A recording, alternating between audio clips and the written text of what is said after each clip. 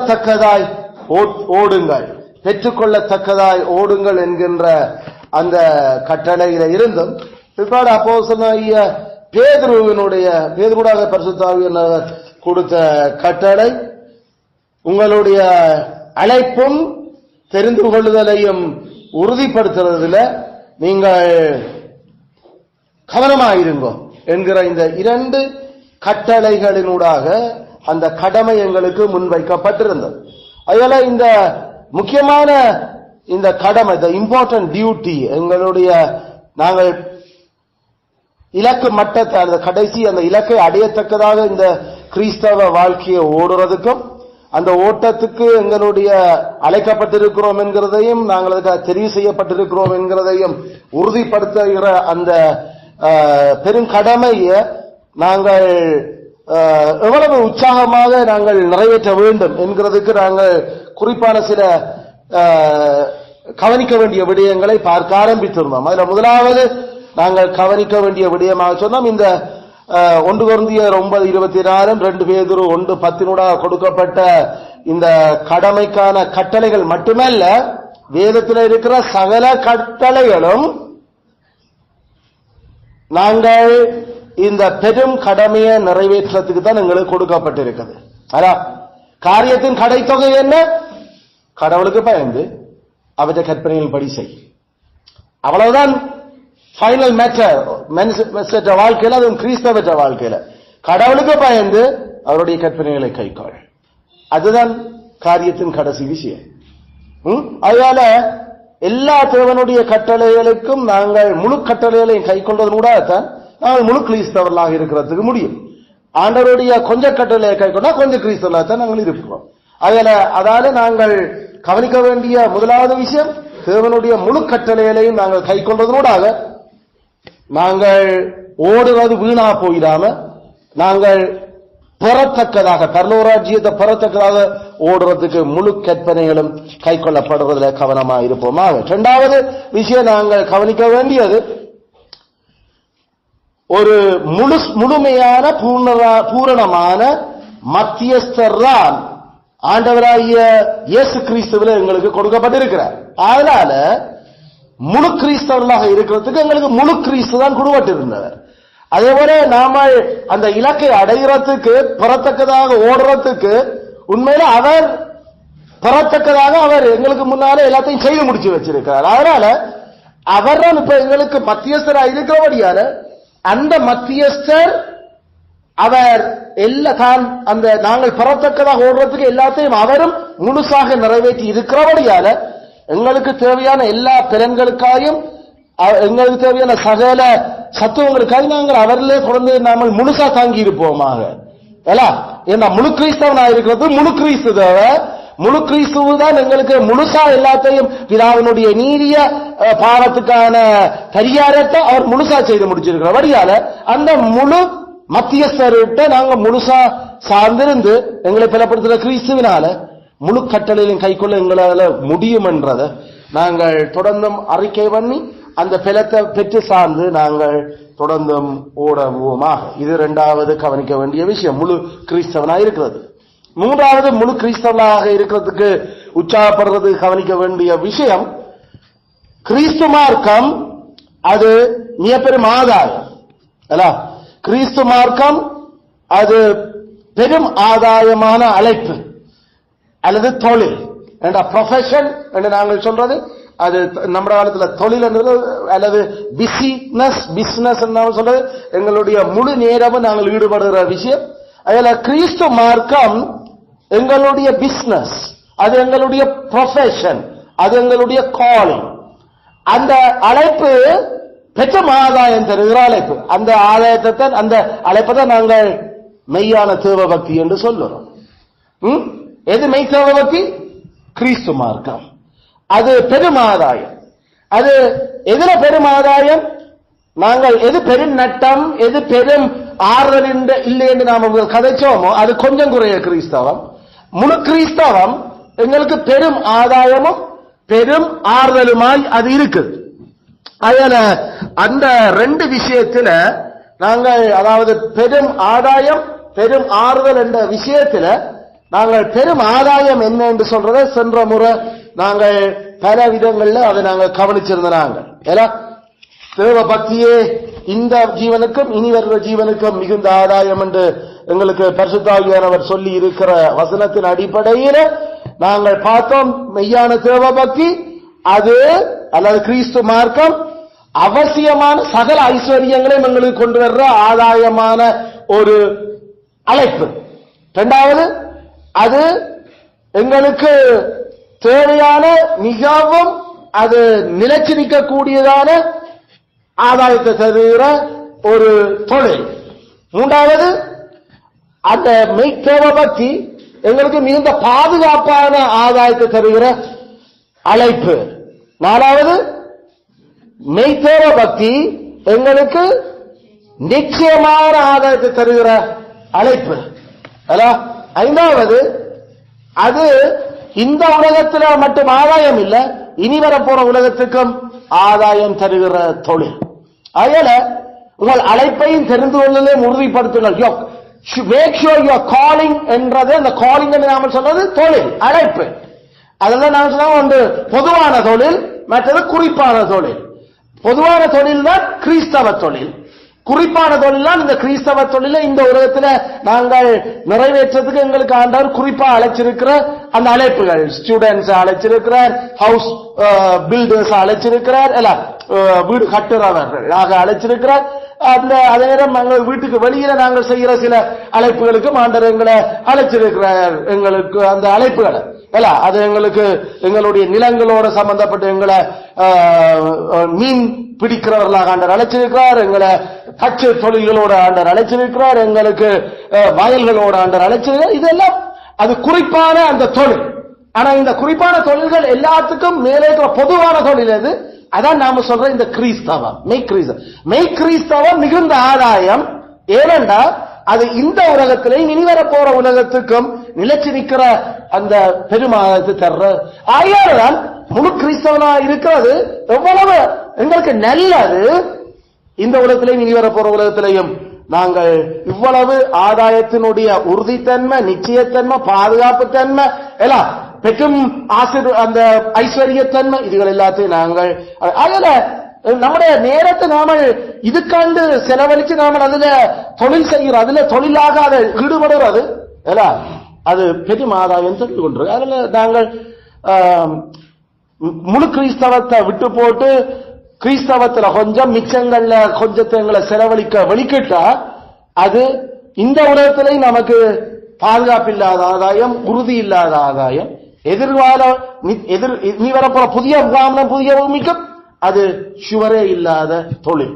அதனால நாங்கள் முழு கிறிஸ்தவர்களா இருக்கணும் என்றால் நாங்கள் மெய் கிறிஸ்தவத்தை எங்களுடைய முதன்மையான தொழில் ஆக்கி கொள்ள வேண்டும். இப்ப அது எங்களுக்கு ஆதாயம் மட்டுமில்ல, அது எங்களுக்கு ஆறுதல்.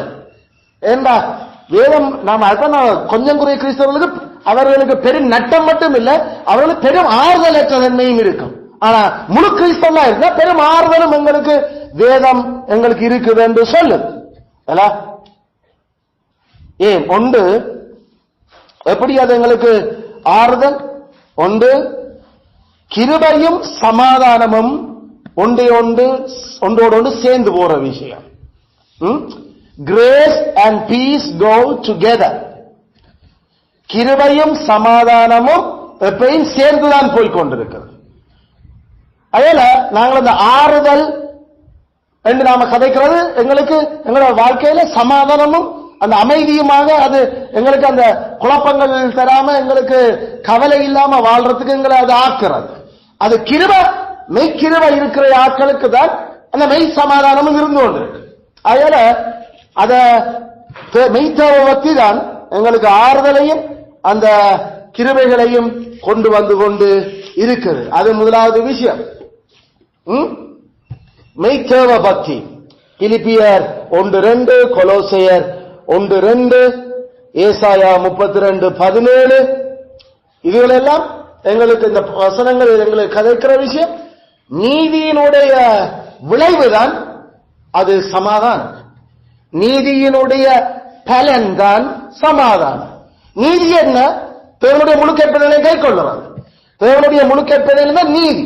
அப்ப முழு கிறிஸ்தவர்களாக இருக்கிற ஆட்களுக்கு தான் சமாதானம் வந்து கொண்டிருக்கும். அது நீதியால விளைகிற ஒரு பயிர் பலன். அதுல நீதியாலதான் சமாதானம் உண்டாகி கொண்டிருக்கிறது. அதான் எங்களுக்கு எங்களுடைய ஆதி கிறிஸ்தவர்களை பற்றி வேதம் கதை கேட்கல. அப்போஸ்தலர் 9:31 அவர்கள் பரிசுத்த ஆவியினால் உண்டாகிற சகல ஆறுதலிலும் அவர்கள் நடந்தார்கள். அவர்கள் கர்த்தருக்கு பயப்படுற பயத்திலும் பரிசுத்த ஆவியினால் உண்டாகும் ஆறுதலிலும் அவர்கள் நடந்தார்கள். கடவுளுக்கு பயந்து கற்பனைகளை கைக்கொள். அதுல கடவுளுக்கு பயந்து நடக்கிற முழுசா பயந்து நடக்கிற மனுஷனுக்கு முழுசாகவே தேவனுடைய சமாதானம் இருந்து கொண்டிருக்குது. இந்த அரகுர வேட்காடுகளுக்கு ஆண்டவர் அவங்க ஏமாற்றுறபடியால அது பெற்றும் ஆண்டவர் சமாதான குலைச்சலையும் ஆறுதலின்மைகளையும் அவர் அழிச்சு கொண்டிருக்கிறார், கொடுத்து கொண்டிருப்பார். அதனால இதை நாங்கள் விளங்கிக் கொள்ளுறோம் வேணும். அதே போல சங்கீதம் 19:11 சங்கீதம் 19:11 நாங்கள் பார்த்தோம்ல, உம்முடைய கற்பனைகளை கை கொள்றதால மிகுந்த சமாதானம் இருக்கு. உங்களுடைய கற்பனைகளை கை கொள்ற எங்களுக்கு தான் அது எங்களுக்கு பலனாக அந்த ஆறுதல் வந்து கொண்டிருக்குது. கற்பனைகள் எந்த முழுமையாக கை கொள்ளப்படவில்லை, அந்த ஆறுதலின் மேலும் குழப்பங்களும் தொடங்கிடும். அதான் அடிப்படை. முழு கிறிஸ்தவர்களா இல்லாட்டி கட்டாயம் குடும்பத்தில சமாதானம் இல்லாம போய்கொண்டிருக்கு. சில நேரம் சில பேர் எங்கள்கிட்ட கேட்கலாம், அப்படி என்று சொன்னா நீங்கள் என்ன பரிசுத்தவான்கள் எல்லாருமே எப்பயுமே சமாதானத்தோடு தான் வாழ்றீனாமா என்ற ஒரு கேள்வி இந்த உலகத்துல கேட்கல. நாங்கள் சொல்றோமோ அது 3 விஷயங்கள் அவர்களுடைய சமாதானத்துக்கு குழப்பமாக அமையுது. ஒன்று, அவர்களுக்குள்ள வாசம் பண்ற பாவம், அவர்களுக்குள்ள இருக்கிற சின் விதின், அவர்களுக்கு உள்ள வாசம் பண்ற பாவத்தால அவர்கள் தேவனிடமிருந்து பெறுகிற சமாதானம் இழக்கப்படுகிற சந்தர்ப்பங்களை வேதமங்களுக்கு காட்டுது. ஏன்னா ஆவியும் மாம்சமும் ஒன்று கொண்டு நாளாந்தம் போராடி கொண்டு இருக்கிறபடியால அந்த போராட்டத்துக்கு எங்களுடைய இச்சைதானே அதை இழுக்குது மற்ற பக்கம். மற்றபடி எங்களுக்கு உண்மையில எங்களுக்குள்ள இருந்து பரிசுத்த ஆவியானவர் தான் மற்ற பக்கம் இழுக்கிறார். மற்றபடி நாங்கள்லாம் பரிசுத்தாவியிட இருந்து நாமல் இழுக்கிறோம். எங்களோட சுய இச்சைகளுக்கு ஏற்றவர், எங்களை சொந்த யோசனைகள் வேதபூர்வம் அந்த அவருடைய முழு கற்பனையின்படி யோசிக்காத எங்களுடைய கோணல் புத்திகளால நாங்கள்லாம் பிளவிளையாக எங்களுடைய இச்சைக்கேற்ற மாதிரி அந்த இழுத்து சமாதானத்தை இல்லாமல் ஆக்கிடுறோம். மாம்ச இச்சைகளுக்கு இடம் கொடுக்கல. அதாலே நாங்கள் சொல்லுவோம். அப்ப அதுக்கு சமாதான குலைச்சலுக்கு யாரு காரணம்? கடவுளோ? அங்கேயும் பிரச்சனை, எங்களுக்குள்ள வாசம் பண்றவா அல்ல. அது நேரம் 2வது விஷயம் என்ன? அது ஆண்டவர் எங்களை விட்டு கொஞ்சம் தள்ளி போறது, அல்லது அவர் வழிபோக்கன போல எங்களோட வாழ்க்கையில இருக்கிற மாதிரி காட்டுறது. அதாவது எம்மாவூருக்கு போன அந்த சீஷர்களோட அவர் அப்புறம் போகிற போல் அவர் காண தோன்றினார். உண்மையில அவர் அப்படி போக விரும்பல, ஆனா அவர் அப்படி போகிறதுக்கு சந்தர்ப்பங்கள் இருக்கு. அதால சில வேளையில நாங்கள் என்ன இருட்டில தடவி திரிகிறோம். அதால நாங்கள் அவருடைய முகத்தின் ஒளிய நாங்கள் இழந்து போகிறோம். அது உடனடியாக எங்களுக்கு பெரிய அமைதியின்மைகளையும் எங்களுக்கு ஆறுதலற்ற தன்மைகளையும் கொண்டு வரும். இவ கேள்வி, ஆண்டவர் தானா விரும்பி எங்கிட்ட இருந்து தன்னை மறைக்கிறாரோ? இல்ல இல்ல இல்ல. நமக்கும் அவருக்கும் இடையில எது வந்தா அவர் மறைய தொடங்குற, நமக்கும் அவருக்கும் இடையில எங்கட செக்கச்செவேரண்ட பாவங்கள் வந்தா மட்டும்தான் அவர் மறைகிறார். அதனால குறிப்பா நாம இதுல கவனிச்சோம் என்று சொன்னா சங்கீதம் 13:1, ஏசாயா 45:15 இந்த வசனங்கள் சொல்லுது, உண்மையாலுமே நீர் உம்மை மறைக்கிற கடவுள். எங்களுடைய ஆண்டவர் தன்னை மறைக்கிற கடவுள். He hid from us. அவர் எங்கள்கிட்ட இருந்து அவர் மறைஞ்சு கொள்ற கடவுள். ஏன் கடவுளை நீர் மறைகிறீர் என்று சொன்னா, அடே பாவிகளை, நீங்கள் எப்ப பாவம் செய்ய தொடங்குறீங்களோ, எப்ப என்ற முழு கற்பனையில கை கொள்ளாம நீங்கள் அங்க ரீகாவிட தொடங்குறீங்களோ, அதுக்கு பிறகு நான் மறைய தொடங்க. என்ன, நான் பாவத்தை பார்க்க மாட்டேன் சுத்த கண்ணன். பாவம் உங்களோட வாழ்க்கையில உங்களோட குடும்பத்துல வர தொடங்கினா நான் அங்க இருந்து மறைவேன். அதுல ஆண்டவர் அதைத்தான் எங்களுக்கு பதில் சொல்ற. ஏசாயா 59:2 ஏசாயா 59:2 நாங்கள் இந்த வசனங்களுக்கு, அதாவது உங்களோட பாவங்களாலதான் நான் மறைகிறேன், உங்களோட பாவங்களாலதான் நான் மறைகிறேன். ஏன் ஆண்டவர் நம்மளை விட்டு கை திறந்துட்டு போற? ஏன்னா இறைவனை கேட்ட மாதிரி, நீ என்ன வழிபோக்கன போல இருக்கிற, ஐயோ உங்ககிட்ட நிரந்தரமா வந்து தங்குவன். ஏய், என்னங்க உங்களோட நிரந்தரமா தங்குறது? உங்களுக்குள்ள இருக்கிற பாவ செல்லலை பார்த்தா நான் என்னட்டு வந்து தங்குறாது. அதனால அதுவும் பரிசுத்தவன்களாகிய நாங்கள் ஆண்டவரை துரத்துறோமே தவிர ஆண்டவர் தானா எங்களை துரத்திட்டு போறது இல்லை. நாங்கள் ஆண்டவரை எங்களை கைவிடுறதுக்கு போர்ஸ் பண்றோமே தவிர ஆண்டவரை எங்களை கைவிடுறதுக்கு விரும்புறது இல்லை. அதால எங்களுக்கு சங்கீதம் 30:7 Thou didst hide thy face and I was troubled. உம்முடைய முகத்தை மறைத்தீர், நான் நெருக்கப்படுகிறேன், நான் குழம்பி போயிட்டேன். ஏன் குழம்பினான்? என்ன நீர் உங்களோட முகத்தை மறைச்சிரு. எனக்கு ஏன் உங்களோட முகத்தை மறைச்ச நான்? ஏன் இந்த முகத்தை மறைச்ச நான் தெரியுமா உனக்கு? ஓம், நான் பாவம் செய்கிறேன். அதனால இதால தேவனுடைய அந்த அந்த ஆறுதல்கள் எங்களுக்கு கொடுபடாம போகுது. இதுக்கு நாமெல்லாம் காரணம். மூன்றாவது காரணம் ஏன் எங்களுக்கு ஆறுதல்கள் இல்லாம போகுது, அது எங்களுக்கு ஏற்படுகிற சோதனைகள் அல்ல, எங்களுக்கு ஏற்படுகிற டெம்டேஷன்ஸ். சோதிக்கிறவன் யாரு? எப்பயுமே சோதனைய கர்த்தர் டெஸ்ட் அவர் அனுமதிச்சாலும் அதை அவர் எங்களை குழப்பி அடிச்சு எங்களுக்கு சமாதான குலைச்சல் உண்டாக்குறதுக்குரிய அப்படிப்பட்ட டெஸ்ட்களை அவர் செய்யறது இல்லை. திருடன்தான் திருடவும் கொல்லாம அளிக்கவும் வாரா. அதனால அந்த டெஸ்டுக்கான அடிப்படையில சோதனைக்காரன் அவரிடம் வந்தான். சோதனைக்காரன் சோதனைக்காரன் டெம்டர் யாரு? எப்பயுமே சைத்தன். சைத்தன், சாத்தான் தான் சோதனைக்காரன் எப்பயுமே. அதனால அவன் கிறிஸ்தவர்களுடைய ஆவிய சோதிக்கிறதுக்கு கர்த்தரால அனுமதி பெற்றுதான் மாறா. கர்த்தரால் அனுமதி கொடுக்கிறார். ஆனா சோதனைக்காரன் அந்த சோதனையில எங்களுக்கு கொண்டு வரைக்கல, எங்களை சூழ இருக்கிற சில ஆறுதல்கள் எங்களை விட்டு எடுபட தொடங்கினா, அல்ல நாங்கள் அது இருந்த நல்லதென்று நாங்கள் நினைச்சு கொண்டிருக்கிற எங்களுடைய அந்த அமைதியான வாழ்க்கையில அதுகள் எடுபட தொடங்கியல சில வழியில எங்களுடைய மன சமாதானம் குழம்ப தொடங்கும். ஆனா அதுக்குள்ளேயும் அந்த குழப்பம் படுவேங்க. உதாரணத்துக்கு ஜோபுவுக்கு முதலாவது சோதனைக்காரன் செய்தது அவனுடைய சொத்துகள்ல குழப்பினது, பிறகு அவனுடைய கற்ப பிறப்புகளை காக்கொண்டது. அப்ப இப்படி இந்த விஷயங்களை செய்ய அவர் கடைசியில ஜோபோட உடம்புல கை வச்சது. இப்படி இதெல்லாம் செய்யக்கலாம் நாங்கள் அந்த சௌகரியமா ஆறுதலா எந்த பிரச்சனையும் இல்லாம இருக்கிறது என்று நாங்கள் எங்களை சுத்தி கடவுள் தந்திருக்கிற ஆசீர்வாதங்கள்ல நாங்கள் இது கேட்கல, அதுகளை குழப்பி அடிக்கல எங்களுக்கு ஆட்டோமேட்டிக்கா ஒரு ஆறுதலின் மிக எங்களுக்கு தொடங்கும். ஆனாலும் அந்த ஆறுதலின் இன்மைகளுக்குள்ளேயும் கர்த்தர் இருந்தார், கர்த்தர் எடுத்தார், கர்த்தருக்கு ஸ்தோத்திரம். அவர்கிட்ட இருந்து இவ்வளவு நன்மையில இவ்வளவு வருஷம் பெற்ற நாம அவர்கிட்ட இருந்து இந்த தீமையில ஏஞ்சி பெறக்கூடாது, பெறுவோம் என்று அந்த சூழ்நிலைகளையும் மெய்கிறிஸ்தவர்கள் முழுசாக கடவுளுடைய கற்பனையில கை கொண்டு வாழ்ந்தவனுடைய அந்த வாழ்க்கை அப்படித்தான் பதிலளிக்கும்.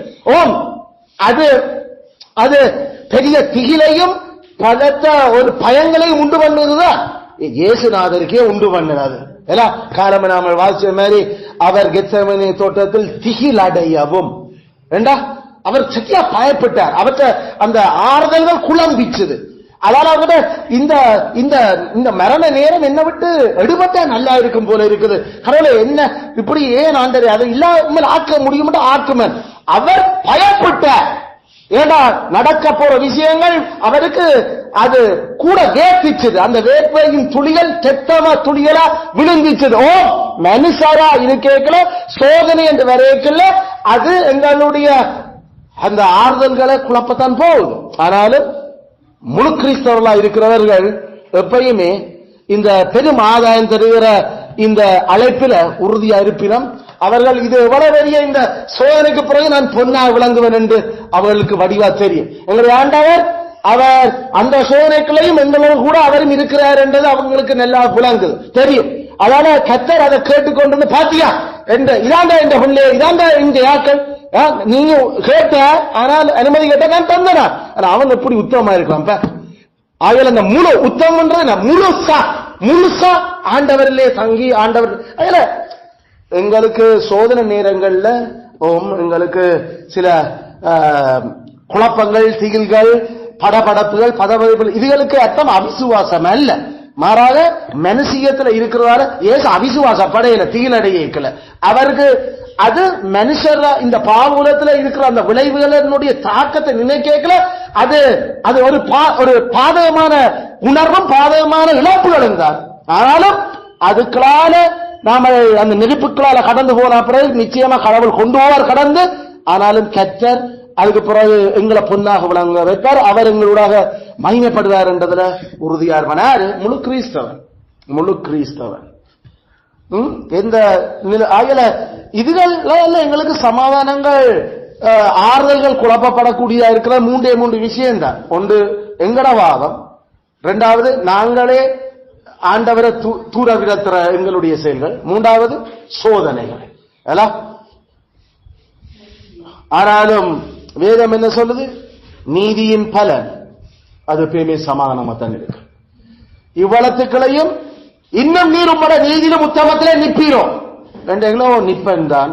இவ்வளவு பிரச்சனைகளையும் இவ்வளவு குழப்பங்களையும் இவ்வளவு அழிவுகளையும் என்ற சந்ததி முழு கழிஞ்சு போன நிலைமையிலையும் நான் என்ற உத்தமத்தில் நிற்பேன். நான் முழு கிறிஸ்தவன் தான் வாழ்வேன். நிற்பேன் ஓடி பைத்தியக்காரி மாதிரி கதைக்கிறேன். நான் இந்த முழு உத்தமத்தில் நிற்பேன். இன்னும் நான் அஜபேக்காட்டு கிறிஸ்தவனா மாற இயலாது. நான் முழு கிறிஸ்தவன். அவர் என்னையும் கொண்டு போட்டாலும் அவர்ல தான் நான் நம்பிக்கையா இருப்பேன். நாம அப்ப இந்த இதுகள் சோதனை நேரங்கள்ல வர்றதுக்குள்ள நாம கவனம். அதனால நாம வர்றதெல்லாம் முதலாவது நம்மட பாவம் எஞ்சிய பாவத்தால தான் அந்த ஆறுதல் முதல் குழம்புது. நான் ஓடர் அப்படிதான் கதைக்கிறேன்.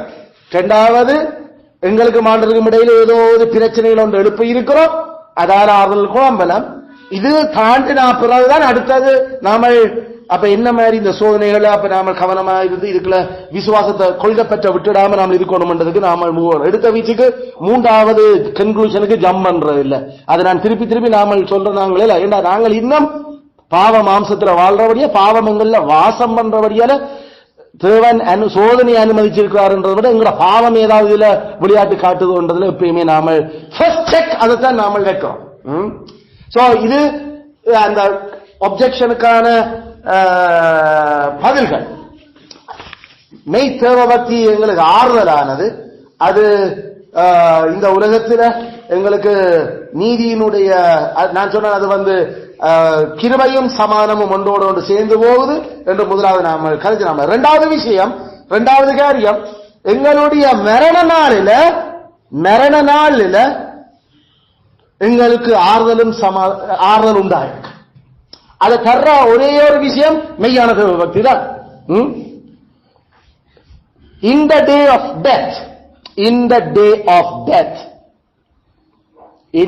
of death, grace and holiness will minister the peace. கிருபையும் பரிசுத்தமும் எங்களுக்கு ஆறுதலை தந்து கொண்டிருக்கும்.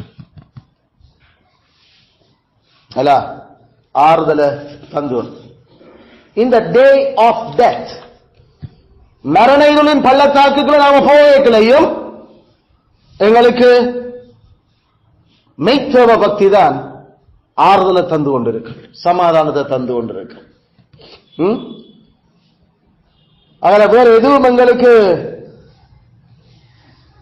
ஒன்றும் செய்ய போறது இல்லை. ஏசாயா 38:3 எசேக்கியாவினுடைய அந்த பகுதியில நாங்கள் அவருடைய மரண அந்த சூழலுக்கு போயிட்டுல என்னத்தை அவர் சொல்றாரு கவனிக்கணும். 38 ஏசாயா ஆன்சர் ஏசாயா 38:3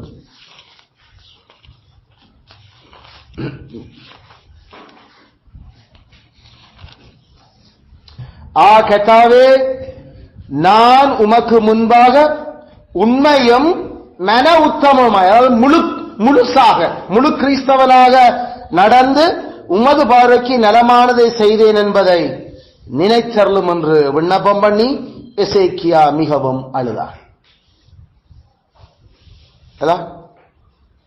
எல்லாம் ஆயத்தப்படுத்தும் ஏசாயா சொல்லிட்டார், நீங்கள் சாக போறீங்களா ஆண்டவர் சொன்னவர், அதனால நீங்கள் எல்லாம் ஆயத்தப்படுத்துங்க, வீட்டுக்காரியங்களாம் ஒழுங்குபடுத்திக் கொள்ளுங்க, இனி நீங்க பிழைக்க மாட்டீங்க இந்த வருத்தத்தில் இருந்த. எசேக்கியாவோட மண்டாட்டம் அதான் இருந்தது. நான் முழு கிறிஸ்தவனா உமக்கு முன்பாக வாழ்ந்த நான், அதான் உத்தமமாய் என்றது நாம சொன்ன கம்ப்ளீட் முழுசா உமக்கு முன்பாக உண்மையா வாழ்ந்த நான். எங்களுடைய மனச்சாட்சியும் எங்கள் பரிசுத்த ஆவியோடு கூட கொடுக்கிற சாட்சி அந்த மரண இருளின் பள்ளத்தாக்களை கடக்க அப்படி எங்களுக்கு இருக்கிறதுண்டா அதை போல ஒரு சமாதானம் வேறு ஒன்றும் இல்லை. ஏண்டா நமக்கு நிச்சயம் தெரியும் அவர் அதுல இருந்து எங்களை விடுவிக்க முடியும், அல்லது அவர் விடுவிக்காட்டியும் அதால நாங்கள் ஆறுதல் இல்லாம போறது இல்லை. அழுக வரும் தான், அது துக்கமாக இருக்கும் தான்.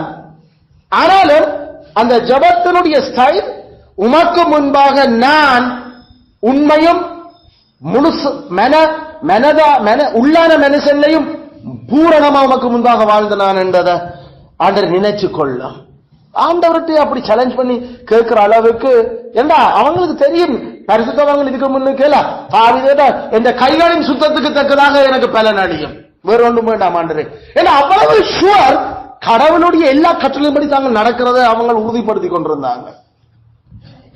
அதனால நாங்கள் சொல்லுறோம், எங்களுடைய வாழ்க்கையில ஏற்படக்கூடிய மரண அந்த பள்ளத்தாக்குகளா இருந்தாலும் நாங்கள் ஆண்டவர்கிட்ட எங்களோட உமக்கு முன்பாக மன உத்தமமாய் நடந்ததை நினைச்சு கொள்ளுங்க ஆண்டவர் என்று கேட்கத்தக்க வாழ்க்கை எங்களுடைய மரண படுக்கையிலும் இவ்வளவு ஆறுதலை எங்களுக்கு தரும்.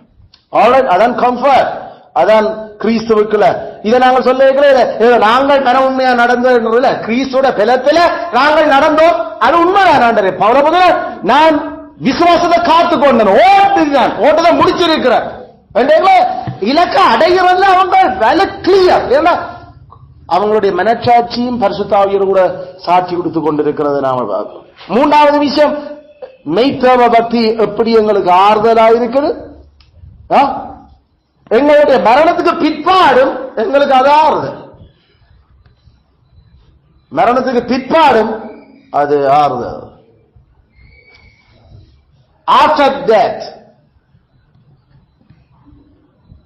eternally comforted. நித்திய ஆறுதல், அது நித்திய ஆறுதல். கலாத்தியர் 5:7, கலாத்தியர் 5:7, கலாத்தியர் 6:8, ரோமர் 6:23,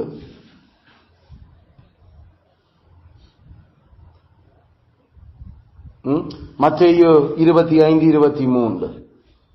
இந்த வசனங்கள் மரணத்துக்கு பிறகு, அதாவது உடல்ல இருந்து ஆத்மா பிரிஞ்சா பிறகு நாங்கள் எவ்வளவு ஆறுதலும் சந்தோஷமும் சமாதானமா இருக்க போறோம் என்றத இந்த பகுதியில் எங்களுக்கு காட்டு.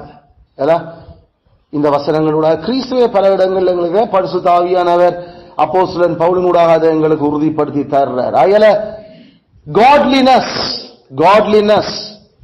தேவ பக்தி அது மிகுந்த ஆதாயம் நமக்கு, ஆறுதலுக்கு. ஆகல இந்த காரணங்களால நாங்கள் ஆறுதலுக்காக, இதான் இந்த மூன்றாவது கவனிக்க விஷயம்.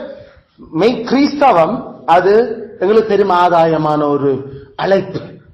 அந்த பெருமாதாயமான அழைப்பு அது ரெண்டு விதத்துல பெருமாதாயம். ஒன்று ஆதாயம், ஒன்று இந்த உலகத்தினுடைய அந்த ப்ராஃபிட்டபிலிட்டி, மற்றது கம்ஃபர்டபிலிட்டி. ஆறுதல்ல நான் உங்களுக்கு காட்டினேன். நாலாவது நாம கவனிக்க வேண்டிய கன்சிடரேஷன். இப்ப நாலாவது பெரிய அந்த கன்சிடரேஷனுக்கு போறோம். நாலாவது கவனம் என்னத்து நாம செலுத்த வேணும்? கன்சிடரேஷன் 4.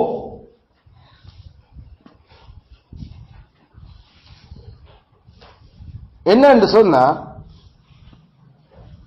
துன்மார்க்கமான மனுஷர், துன்மார்க்கர் தங்களுடைய ஆசைகளை நிறைவேற்றுவதற்கு, தங்களுடைய ஆசைகளை நிறைவேற்ற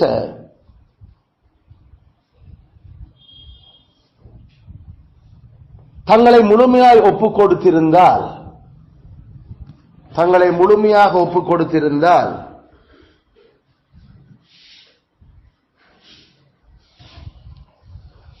கிறிஸ்தவர்களாகிய நாங்கள் கிறிஸ்துவின் ஆசை இச்சைகளை ஏன் முழுமையாக நிறைவேற்ற ஒப்புக் கொடுக்க கூடாது? கிறிஸ்தவர்களாகிய நாம் கிறிஸ்துவனுடைய ஆசைகளை முழுமையாக நிறைவேற்ற ஏன் ஒப்புக் கொடுக்க கூடாது?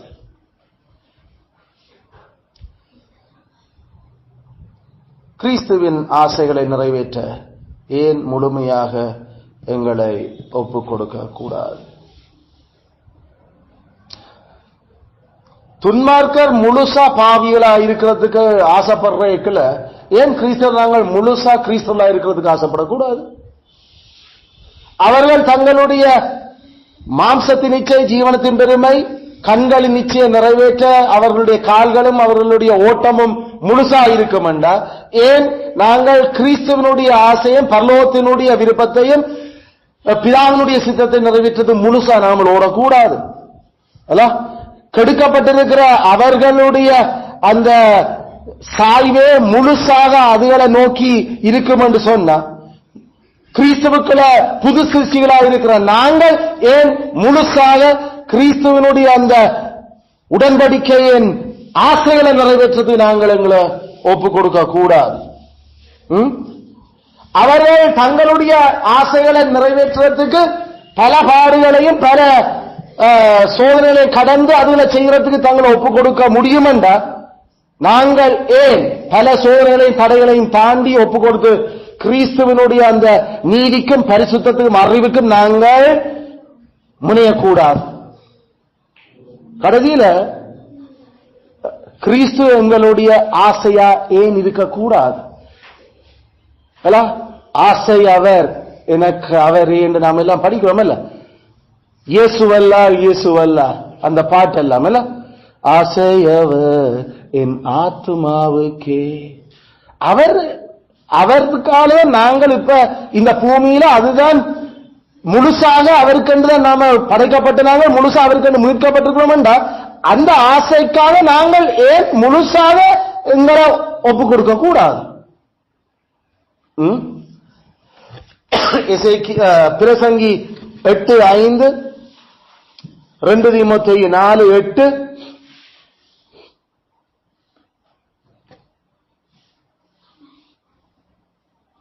இந்த பகுதிகளை நாங்கள் கவனிச்சோம் என்று சொன்ன எங்களுடைய ஆசையெல்லாம் கிறிஸ்துவனுக்காக நாம முழுசாக பயன்படுத்துறதுக்கு அதை செட் பண்ணணும் என்று வேதம் எங்களுக்கு சொல்லு. குறிப்பா இந்த 2 வசனங்கள், அல்லது துன்மார்க்கருடைய இருதயம் தீமை கண்டு fully set, அது எரேமியா 3:5, தீமை கண்டு அவங்களுடைய இருதயம் முழுக்க செட் ஆகிருக்குதா, நன்மை கண்டு ஏன் எங்களுடைய இருதயம் முழுக்க செட் ஆகக்கூடாது? நாங்கள் பழைய மனுஷன் இல்லை, நாங்கள் புது புது புது புது பிறப்புகள் எல்லாம். அதுல முழு கிறிஸ்தவர்களாக நாங்கள் அதுக்குள்ள ஒரு வைராக்கியத்தை தூண்டி நாங்கள் எழுப்பி நாங்கள் ஏன் கிறிஸ்துவனுடைய ஆசைக்காக வாழக்கூடாது? இது 4வது கன்சிடரேஷன். 5வது கன்சிடரேஷன், 5வது நாம கவனிக்க வேண்டிய விஷயம்,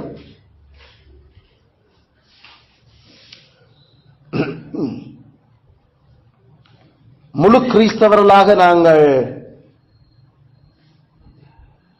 இருக்காவிட்டால், முழு கிறிஸ்தவர்களாக இல்லாவிட்டால்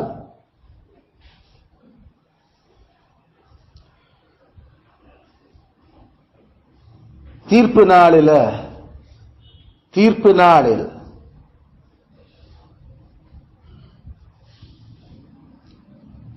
கடவுளுக்கு முன்னால் நிற்க முடியாது.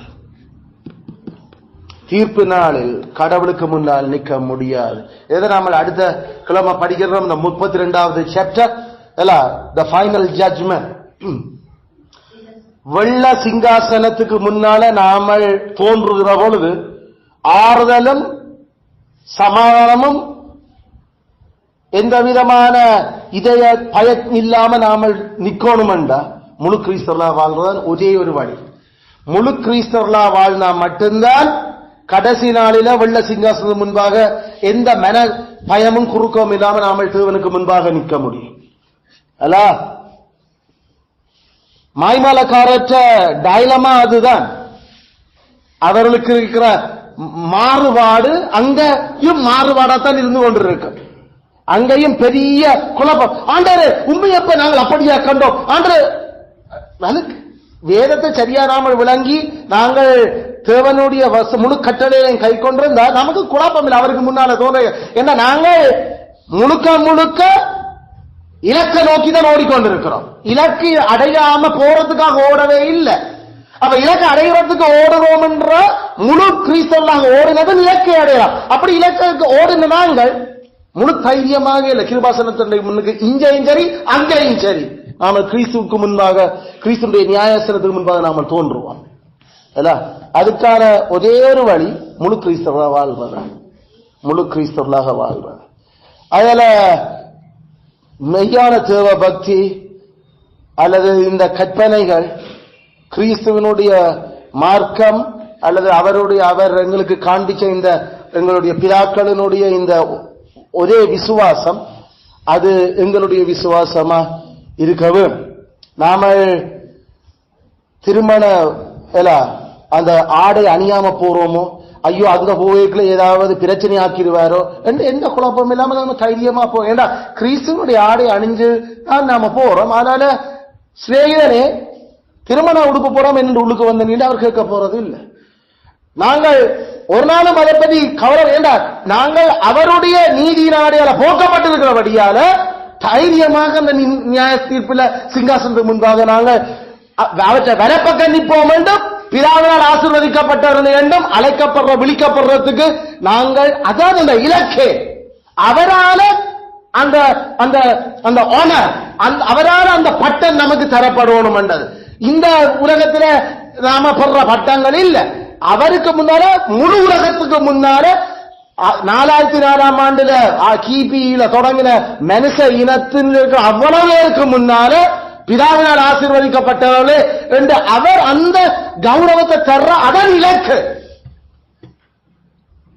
அந்த பட்டம் பெறதுக்கு தான் இவ்வளவு ஓட்டம். நாம அத ஷுவரா அந்த பட்டம் பெறுவோம் என்ற ஓடோரும் என்றா நாமல் முழு கட்டளை முழு கிறிஸ்தவர்களாக வாழ வேணும், முழு கிறிஸ்தவர்களாக வாழ வேணும்.